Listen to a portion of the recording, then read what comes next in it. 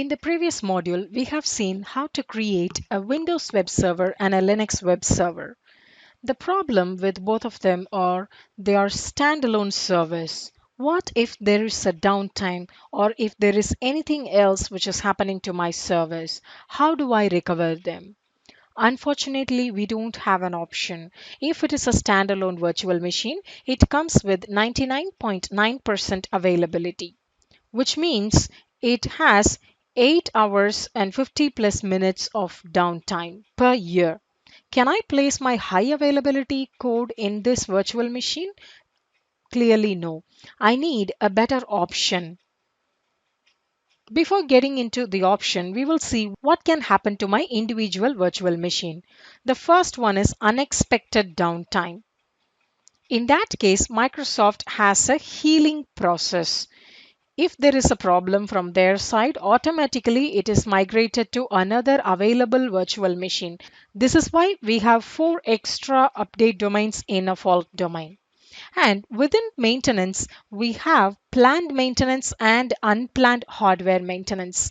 Planned maintenance, it is an infrastructure as a service for Microsoft with maximum capital expenditure, which means they have to take care of the hardware maintenance, patch updates, operating system updates. And in that case, Microsoft usually let us know 3 weeks before. And also we get multiple notification emails. But on the hardware level, if there is a problem with the memory, or if there is any one PCI card which is in a pre-failure condition, or there is a sudden shutdown of a machine because of overheating, what do we do in that case? We need to give some time for Microsoft to recover this. But at the same time, can I wait? Can I ask my customers to wait? The answer is no. Hence, we need to go for further availability option. Let's see what are all the options.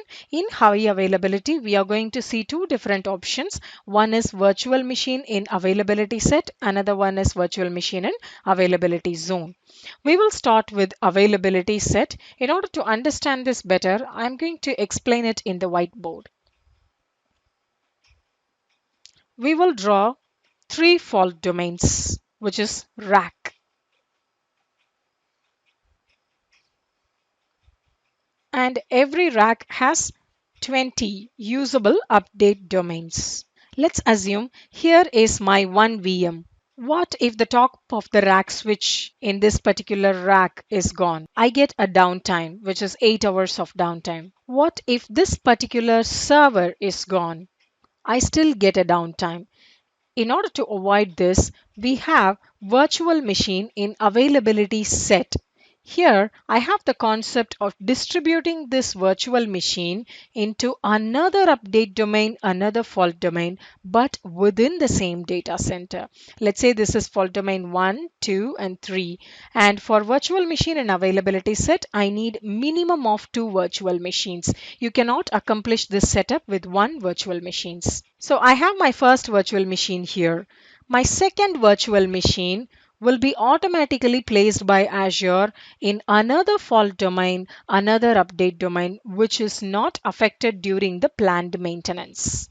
Similarly, I can go for maximum of 3 fault domains and 20 update domains. This is the limitation that I have for virtual machine and availability set.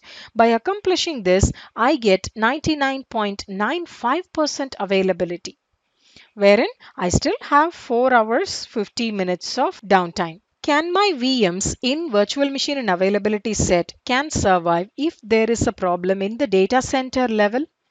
The answer is no, because if there is a problem with the data center level, probably a lightning strike or any other natural calamities or power issues, both my VMs will be down. This is why Microsoft has given 4 hours and 50 minutes of downtime. Let's go ahead and deploy virtual machine and availability set in the lab. And this is also one of your exam lab. Please do it along with me. I'm in the portal.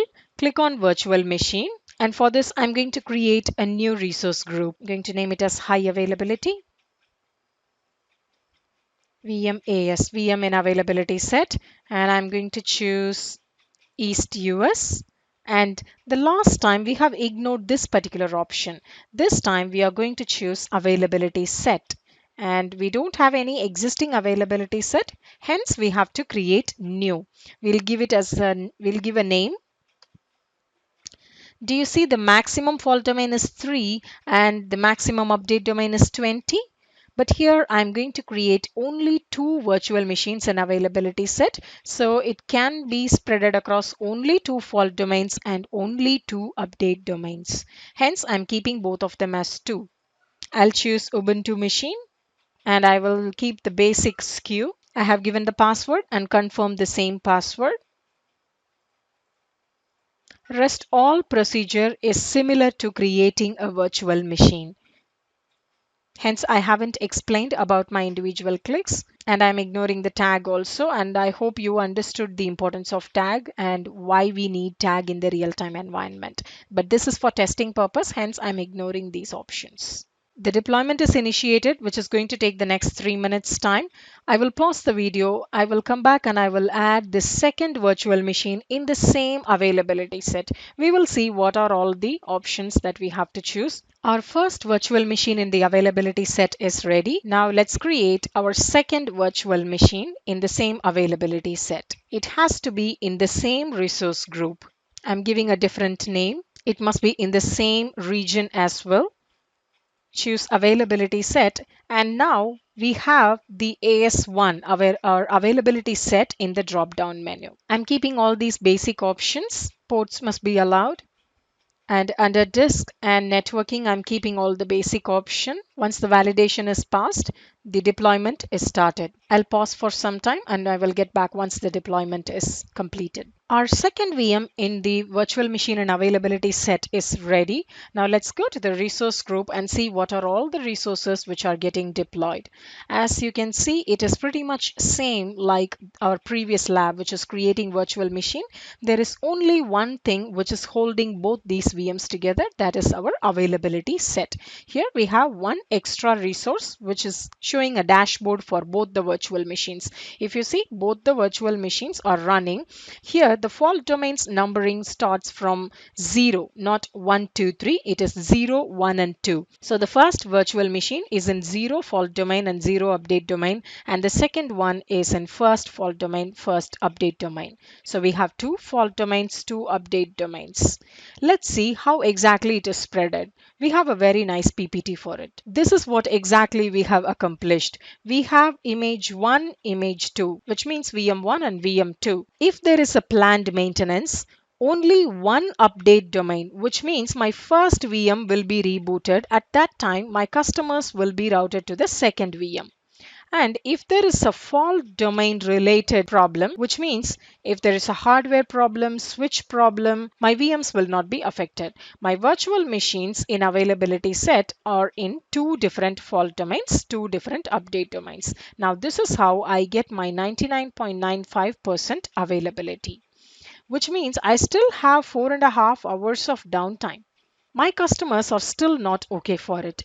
I need something better, a little more high availability. What are my other options? We will see in the next lab along with the next lecture. The next level of availability option that I have is availability zones, VM in availability zones. This comes with 99.99% high availability, which means I get only 53 minutes downtime per year. That's much better than the previous two option, isn't it? In this, my first virtual machine will be in one availability zone and my second virtual machine in the second availability zone, which is a different campus but within the same region. And do you remember what is region? It is nothing but a city. One availability zone may be inside the city with a different power transformer. Another availability zone may be outside the city in a different power grid.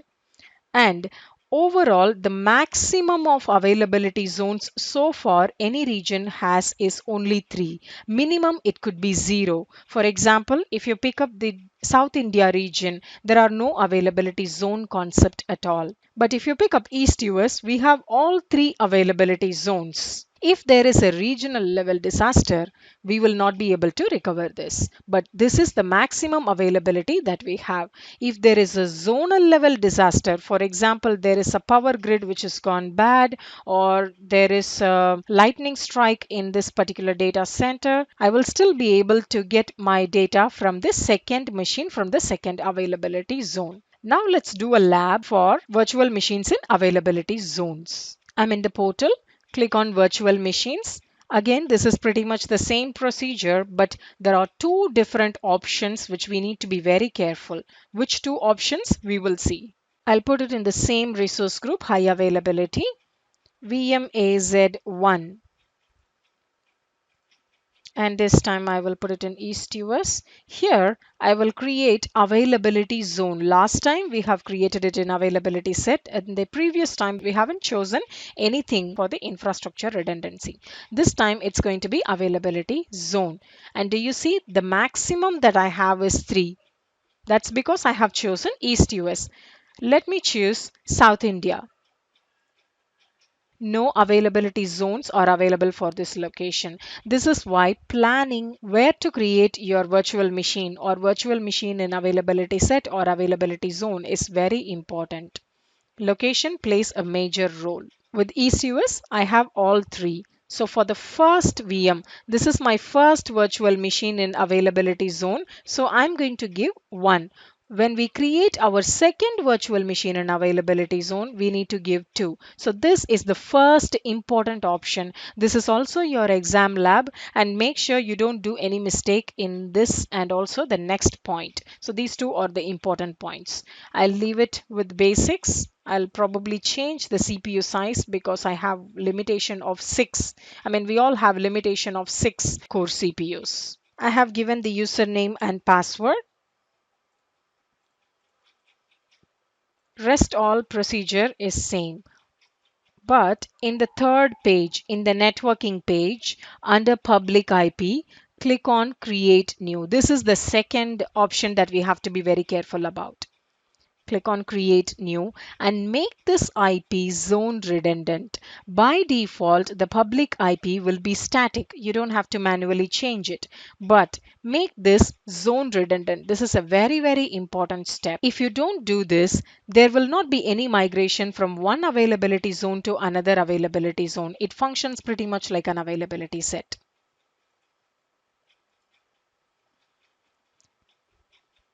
Rest all options are same. Hence, I'm going to give review and create.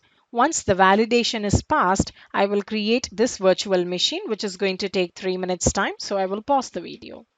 My first virtual machine in availability zone is ready. Now let's see how to add our second virtual machine in availability zone. Click on virtual machine and then add. We will put it in the same resource group. Here I'm going to name it as VMAZ2. It must be in the same region, which is East US. Choose availability zone. This time it has to be number 2.